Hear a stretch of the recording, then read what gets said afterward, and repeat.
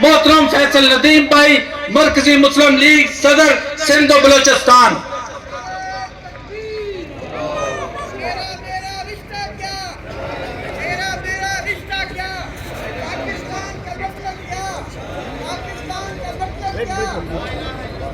السلام علیکم ورحمۃ اللہ وبرکاتہ. جب آپ مجھے جواب دیں گے تو میں اپنی بات شروع کروں گا. السلام علیکم ورحمۃ اللہ وبرکاتہ.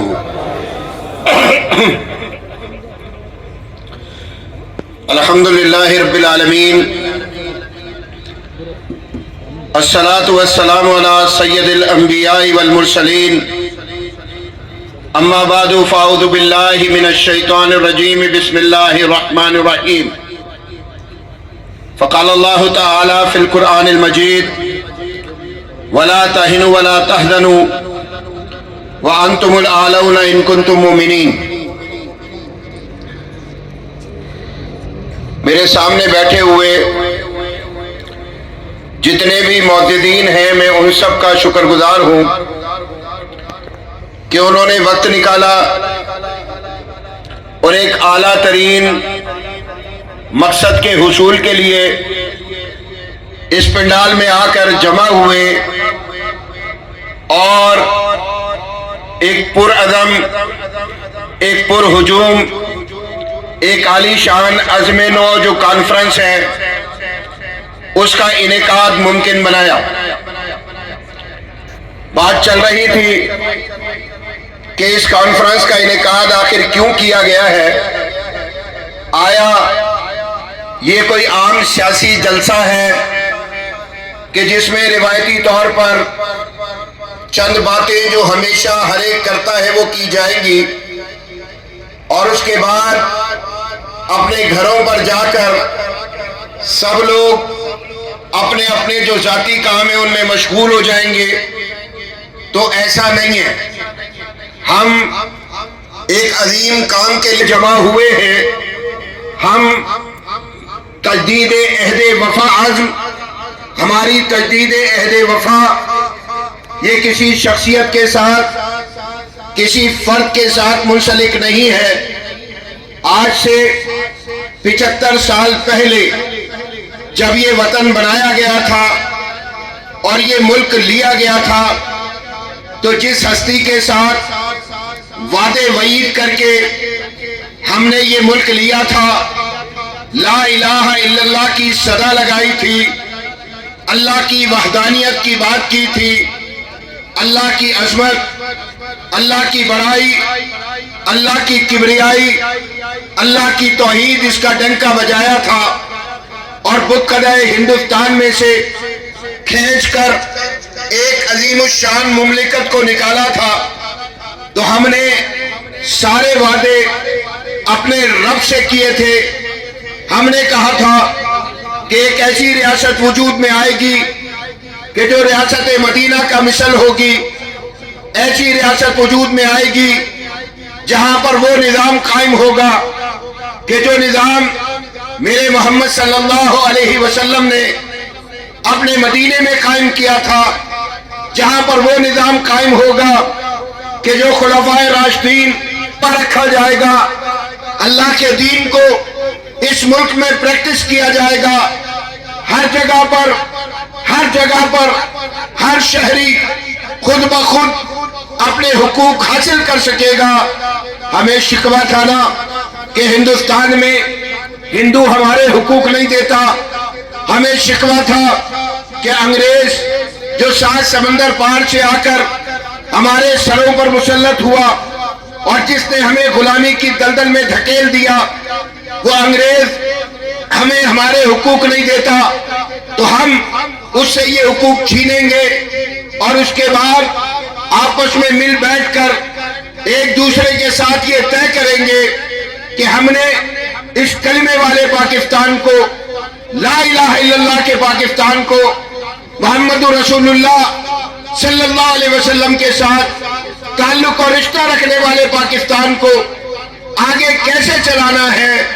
لیکن میرے بھائی، یہ بات بالکل حقیقت ہے کہ ابتدائی سال تھے کہ پاکستان اپنے راستے سے بھٹک گیا اور وہ لوگ کہ جنہوں نے یہ ملک بنایا تھا نظریے کی بنیاد پر، فکر کی بنیاد پر، سوچ کی بنیاد پر، عقیدے کی بنیاد پر، توحید کی بنیاد پر، وہ لوگ جو ہیں ان کے ہاتھوں سے اس ملک کو چھین لیا گیا، اور وہ لوگ آ کر اس ملک پر مسلط ہو گئے کہ جو انگریزوں کی نوکریاں کرتے تھے اور انگریزوں کی نوکریاں کر کے ان سے جاگیریں سمیٹتے تھے اور ان کے تمام تر احکامات پر عمل درآمد کیا کرتے تھے۔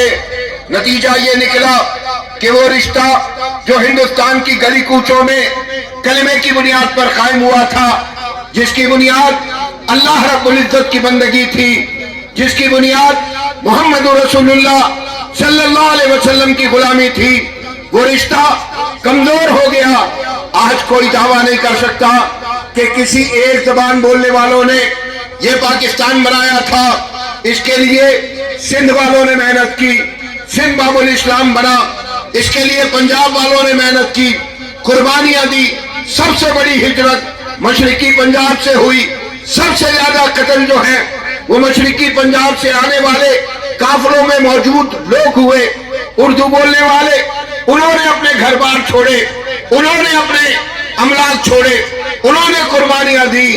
اور پھر بلوچستان، آپ کو یاد ہوگا کہ اپنی ول کے ساتھ، اپنی خواہش کے ساتھ حاجی منتخب کر کے پاکستان میں شامل ہوتا ہے۔ خان آف کلات آج تک داستانیں سنائی جاتی ہیں کہ کس طرح اپنے خزانے کے منہ کھولتے ہیں، اور منہ کھولنے کے بعد قائد اعظم محمد علی جناح کو ابتدائی طور پر پاکستان چلانے کے لیے سرمایہ مہیا کرتے ہیں۔ تو اس سے کیا پتہ چلتا ہے میرے پختون بھائی، میرے کے پی کے بھائی، دیگر اور لوگ بلوچستان کے پختون، یہ بھی بالکل اسی طرح اس عمل میں شریک تھے۔ سب کے سب نے مل کر یہ کام کیا تھا، اور سب نے نعرہ بھی ایک لگایا تھا، اور وہ نعرہ کیا تھا؟ ہندوستان کی گلی کوچوں میں نعرہ لگا کرتا تھا، بٹ کے رہے گا ہندوستان، لے کے رہیں گے پاکستان۔ پاکستان کا مطلب کیا؟ لا الہ الا اللہ۔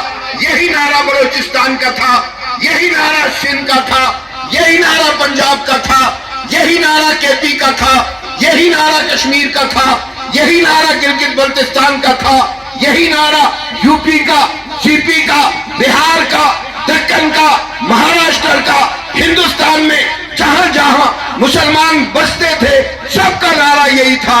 تو اس کا مطلب کیا ہے کہ جب ہم لا الہ الا اللہ پر جمع ہوئے تو ہم نے دو بڑے دشمنوں کا سامنا کیا، قربانیاں دی، اور ایک ریاست جو دنیا میں مسلمانوں کی سب سے بڑی ریاست تھی وہ قائم کر لی۔ لیکن جب ہم نے نظریہ فراموش کیا، جب ہم نے وہ فکر فراموش کی کہ جس کی بنیاد پر یہ ملک بنایا تھا، تو آج کیفیت کیا ہے؟